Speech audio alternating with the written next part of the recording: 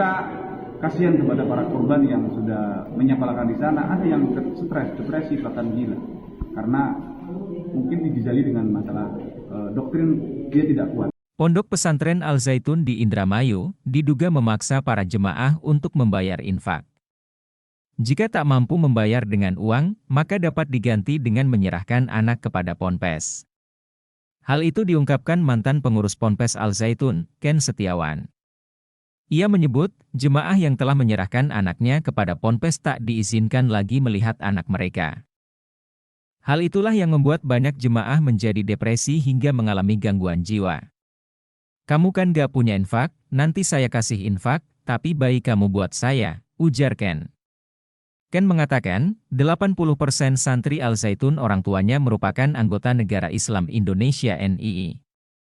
Mereka kerap dimintai sumbangan atau infak oleh pihak ponpes.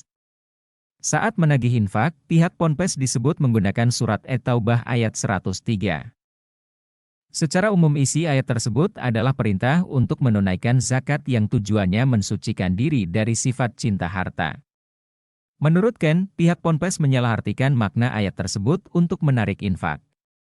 Para jemaah dibuat yakin hanya dengan menyerahkan harta ke Al Zaitun, maka dapat membersihkan dosa mereka seperti bayi baru lahir.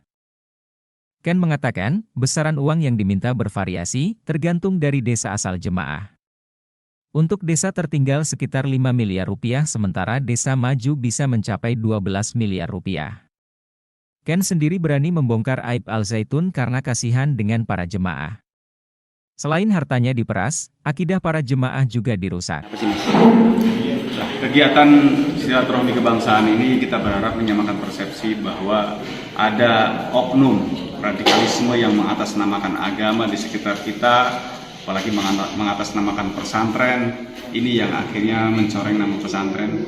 Padahal sejatinya pesantren membangun peradaban yang baik. Ini ada hidden curriculum, ini ada sebuah gerakan makar mendirikan negara dalam negara. Dan kita berharap dari agenda ini MUI dan Kementerian Agama menindaklanjuti kegiatan ini, termasuk juga membuka hasil penelitian yang lama tentang hasil penelitian yang sudah final dan dibukukan, agar segera membuat fatwa terkait masalah NII dan Al Zaitun sesat dan menyesatkan. Dan Kementerian Agama juga sudah menindaklanjuti, mengambil alih, karena ini sudah sangat membahayakan. Ini bukan gerakan keagamaan, ini gerakan politik. Bahkan ini kita bilang ini kejahatan kemanusiaan atas nama agama. Orang yang sudah bergabung akan dihancurkan ekonominya, dihancurkan akhlak dan akidahnya, dihancurkan masa depannya. Ini atas nama agama dan ini besar di pondok pesantren. Ini sangat membahayakan. Kalau negara tidak bertindak, ya ini akan membahayakan kedaulatan negara. Ini kan sepertinya isu yang akan mendapat politik. Apakah memang sengaja mencari sensasi atau memang sengaja dia pengen menebar kebencian pada masyarakat? Sejatinya memang ini ada gerakan makar dari dulu. Dan NII ini memang mengkolaborasi ajaran NII dengan ajaran Isa Bugis dan lembaga kerasulan. Dari awal terbentuknya memang dia sudah mengajarkan makar dan mengajarkan kebencian kepada orang. Namun di permukaan ajaran Isa Bugis ini seolah-olah mereka toleran, karena ajaran Isa Bugis ini adalah dia kolaborasi, sinkretisme agama, menggabungkan beberapa agama menjadi satu dan selalu menggunakan logika akal yang tidak masuk akal, tidak akal. Makanya rukun Islam pun dirubah, termasuk haji kalau perlu ke Mekah, haji ada yang dilakukan di Barat di Al Zaitun, terus sholat belum diwajibkan, dosa bisa ditebus. Nah ini gerakan-gerakan ini kan gerakan clandestine, gerakan bawah tanah, dan informasi ini sudah ada di tangan MUI dan Kementerian Agama pada saat itu yang dihasilkan. Jadi cukup dibuka saja, saya rasa masyarakat sudah tahu buat fatwa, dan ini menjadi landasan aparat untuk menindak Al Zaitun juga secara hukum. Karena banyak kasus tanah yang tidak selesai, yang hanya dibayar uang muka, minta sertifikatnya sampai sekarang tidak dibayar. Ada kasus-kasus hukum juga, misalnya dana BOS itu tidak ditransfer ke rekening yayasan, tapi ditransfer ke rekening atas nama AS Panji Gumilang. Ini kan juga pelanggaran hukum. Jadi kita berharap negara hadir. Kita punya intelijen, ada BIN, ada BAIS, ada Baintelkam, punya Menko Polhukam. Kita berharap kementerian dan lembaga sinergi. Ini bukan hanya kasus tahunan, ini tragedi kemanusiaan. Dan kita tidak berharap ini berlarut-larut, sehingga nanti orang akan trauma dengan pesantren, takut ke pesantren, anaknya nanti takut dianggap radikal dan lain sebagainya. Yang ini oknum. Dan kita kasihan kepada para korban yang sudah menyepalakan di sana. Ada yang stres, depresi, bahkan gila karena mungkin dijali dengan masalah doktrin dia tidak kuat. Karena 80% di Al Zaitun itu adalah santri yang orang tuanya anggota NI, termasuk karyawan, muadhof, eksponen itu adalah orang NI. Tapi ada 20% santri yang korban promosi Al Zaitun, yang dia hanya melihat pesantren mega, sekalian ke sana. Anaknya nakal mungkin juga cenderungin ke pesantren karena mungkin orang tuanya orang kaya, karena memang biayanya cukup tinggi. Tapi kalau yang 80% itu memang ada subsidi bagi anggota NII agar untuk menyekolahkan menjadi santri anaknya di Al Zaitun. Jadi kalau Kementerian Agama hanya melihat kurikulumnya ya tidak ada yang aneh. Tapi kalau hidden kurikulum ini adalah gerakan intelijen, dan saya rasa istana juga harus turun tangan mengumpulkan kita punya intelijen. Jadi jangan sampai seolah-olah intelijen tidak bergerak. Ini adalah gerakan yang sangat membahayakan kedaulatan bangsa. Yang diketahui Mas Ken sendiri selama berada di dalam Al Zaitun, yang paling menonjol penyimpangannya itu apa? Menghalalkan segala cara dalam hal infak bukan infak sebenarnya, iuran paksa. Jadi di NII ada namanya harta ini adalah diambil oleh pimpinan. Ayatnya adalah ambillah sedekah dari mereka untuk membersihkan diri. Jadi ada yang sampai jual tanah, jual rumah. Terus tadi sholat juga belum diwajibkan, bukan dilarang ya, tapi belum diwajibkan.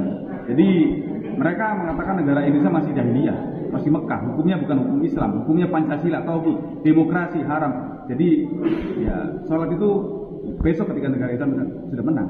Jadi sholat bagi mereka adalah sholatnya cari duit, cari orang, menegakkan program negara, karena mereka dididik menjadi seorang negarawan, bukan agamawan. Makanya nggak heran kan sholatnya di Al Zaitun pakai jas, pakai dasi, ya karena mereka pada dasarnya belum diwajibkan kok, dan mereka suka-suka dia karena ini akan membuat mazhab baru, pemikiran baru, dan menurut saya ini bahaya sekali, apalagi sadat mereka juga dirubah. Sadatnya bukan tiada negara, bukan tiada Tuhan selain Allah, tapi tiada negara kecuali negara Islam. Barang siapa negara selain negara Islam maka kafir. Nah, ini modus-modus pengkafirannya sangat membahayakan dan membuat perpecahan di masyarakat. Tadi sempat dijelaskan ya perekrutan itu saat orang masuk Al Zaitun. Ya, rekrutannya mereka menggunakan sugesti-sugesti agama dan biasanya menggunakan pertemanan, dan mereka seperti multi level marketing. Pemahaman yang dia yakini ini bukan hanya untuk diri sendiri, tapi harus disampaikan kepada orang lain. Satu merekrut 5, 10, 20, dan dia tidak akan pernah berhenti sebelum mendapatkan pemikiran baru yang menurut dia lebih bagus dari yang dia yakini saat ini. Jadi sakaunya lebih sakau ini daripada narkoba. Kalau narkoba nanti direhabilitasi, dosisnya dikurangi, dia sembuh. Ini merasa paling benar. Ini mewakili sifat iblis, merasa yang lain neraka semua, surga hanya dia. Yang lain kafir semua, yang beriman hanya dia. Ini kan bahaya sekali. Biasanya berapa lama itu perekrutan doktrin-doktrinnya? Tergantung tahun kurban. Biasanya dulu kita maksimal 2 jam saja. Kita sudah pastikan orang yang bawa laptop, bawa dompet, bawa elektronik harus pindah tangan tanpa hipnotis, tanpa kendam. Murni sebuah dialog pengkondisian yang disugesti dengan sugesti agama. Ada istilah untuk mengawasi orang yang bodoh, bentuklah sesuatu yang batil dengan agama. Merampok nggak apa-apa, tapi ini ayatnya. Ini dalam kondisi perang, harta musuh bisa dipakai untuk perjuangan. Namanya fa'i atau hudimah, harta perampasan perang. Boleh dipakai untuk perjuangan. Jadi harta orang lain, termasuk orang tua, ketika masih belum berbaiat, kan kafir juga. Boleh dicuri, boleh di modus-modus kehilangan barang dan lain sebagainya. Jadi sebelum kita selamatkan orang tua, katanya selamatkan dulu hartanya. Ini kan bahaya sekali. Yang akhirnya menjadi legalisasi kriminal atas nama agama. Sudah ada berapa ribu korban ini? Laporan yang ke NI Crisis Center sudah puluhan ribu. Dan terakhir kita yang paling banyak yang kita tangani yang sudah kembali ke NKRI di Sumatera Barat, satu sesi kita ada 1.157 anggota NII, ex-NII yang kembali ke NKRI di Jambi, di Riau, di Sumsel, di Marin Lampung, di Jawa Barat, Jawa Tengah, seluruh tersebar di kita. Bagaimana supaya mereka bisa kembali kepada masyarakat, dan ini menjadi warning agar berhati-hati, karena tidak cukup modal semangat saja kita dalam belajar agama, tapi juga harus dengan ilmu yang benar. Karena kalau hanya modal semangat, kalau debat nanti akan mudah terpapar juga ke sana.